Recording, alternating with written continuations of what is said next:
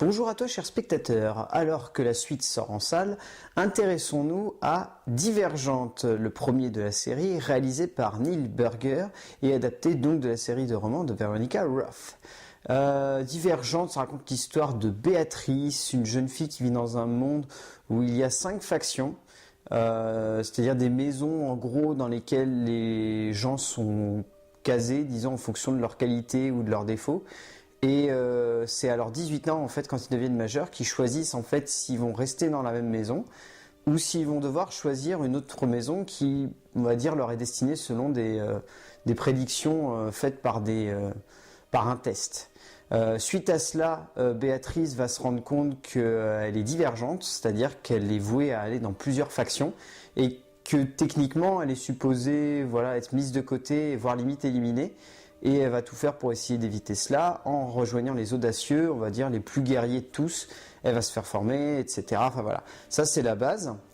Donc, le premier film sorti il y a moins d'1 an. Donc, c'est dire si le 2 semble s'ouvrir sous de mauvais augures.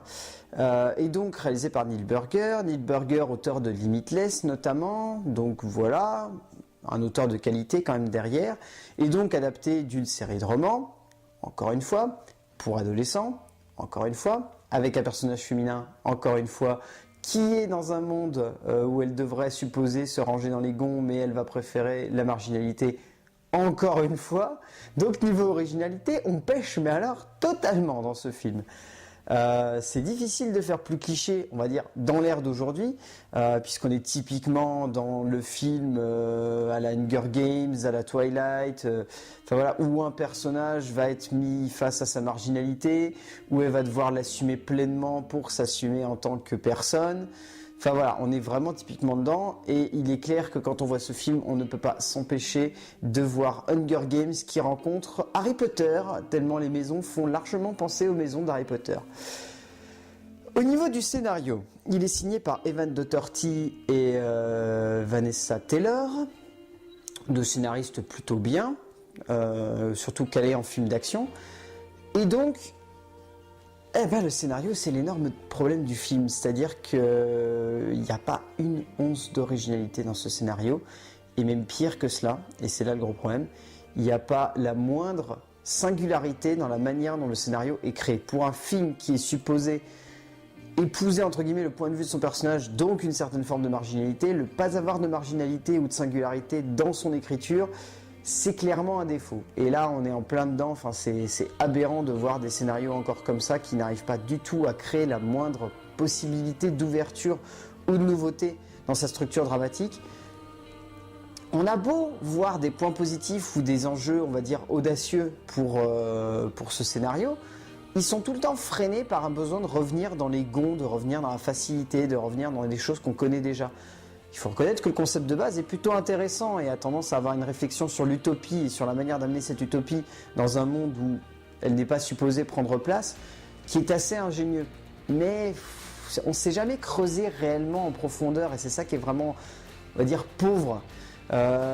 On a toujours cette espèce de côté mystique, entre guillemets, avec ces histoires de pères fondateurs, ces êtres supérieurs qui seraient morts depuis des centaines d'années et qui auraient créé ce monde avec cette envie de mettre en avant une utopie. C'est toujours fascinant cette figure-là dans ce genre de film, puisqu'elle est tout le temps mise en avant. Dans Hunger Games, elle est mise en avant. Pas dans Twilight, mais dans tous les films de cette vague-là. Le Labyrinthe aussi, c'est un petit peu mis en avant, cette idée-là de père fondateur, d'être supérieur. On l'avait un petit peu aussi dans The Giver, où on nous parle également de père fondateur. Enfin voilà, il y a tout le temps cette idée-là d'avoir des êtres suprêmes, des êtres humains suprêmes qui auraient eu l'idée avant tout le monde et qui auraient eu envie de créer un monde où il y aurait plus d'ouverture, entre guillemets, et plus de simplification pour ramener la paix. Et évidemment, c'est une réflexion ensuite sur l'utopie qui débouche sur la dictature, la fine barrière qui sépare une dictature et une utopie. Donc voilà. Mais voilà, c'est amené avec tellement peu de subtilité que ça pose vraiment beaucoup de problèmes dans ce film et c'est vraiment dommage. Au niveau de la mise en scène, donc Neil Burger s'en sort plutôt bien. On sent qu'il est vraiment coincé par son scénario de base. Mais il crée une mise en scène qui est pleine d'inventivité, pleine de tentatives visuelles et esthétiques qui crèvent l'écran. Il Il y a des raccords qui sont intelligents. Il suffit de voir une scène où Triss va rentrer dans ses cauchemars en fait, et où la caméra va se braquer sur elle tout doucement, va rester sur elle, va légèrement pivoter et va revenir pour nous la montrer en train de se regarder le reflet de elle en train de dormir sur la table d'opération. Et il y a plein de petites idées comme ça mises en place par Neil Burger qui sont vraiment intelligentes, qui sont vraiment belles, il faut bien reconnaître, elles sont vraiment belles ces idées-là. Et ça transcende vraiment la mise en scène du réalisateur qui arrive à dépasser le fait qu'il soit coincé par le style du long-métrage. Pardon. Et de là découle vraiment une envie de faire une mise en scène qui soit intelligente et qui ne se limite pas juste à être encore une fois une adaptation d'un teen movie, enfin voilà. On n'est pas coincé par ça et de ce point de vue-là, ça rend vraiment bien.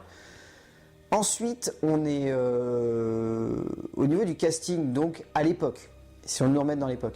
À l'époque, les gueules du casting étaient, on va dire, originales. Shailene Woodley était à peine connu, Theo James aussi, et Miles Teller, n'en parlons pas, c'était un acteur de seconde zone dont on ne parlait pas du tout. Les trois, à l'époque, étaient vraiment excellents et prouvaient qu'ils allaient devenir les acteurs qui sont aujourd'hui bons. Shailene Woodley se limite un petit peu au teen movie, Theo James aussi, les deux restant surtout dans Divergente. Donc ces deux-là sont vraiment excellents. Shailene Woodley interprète le personnage de Triss avec énormément de sincérité et énormément d'émotion. Et en même temps de timidité et de peur, et c'est ce qui fait la candeur du personnage, en même temps le fait qu'on est tout de suite touché par son parcours et par ses envies. Donc de ce point de vue-là, ça marche bien. Theo James, quant à lui, remplit le contrat. Il représente bien l'espèce de sex symbole à moitié sombre et mystérieux. Enfin voilà, il est plutôt bon. Et Miles Teller, bon, lui, n'en parlons pas. À l'époque, il jouait vraiment l'acteur de seconde zone un peu racoleur. Là, pour le coup, il était vraiment bon et il marche vraiment bien. Il est excellent et ça prouve bien qu'aujourd'hui, il mérite sa place d'acteur d'une génération extraordinaire.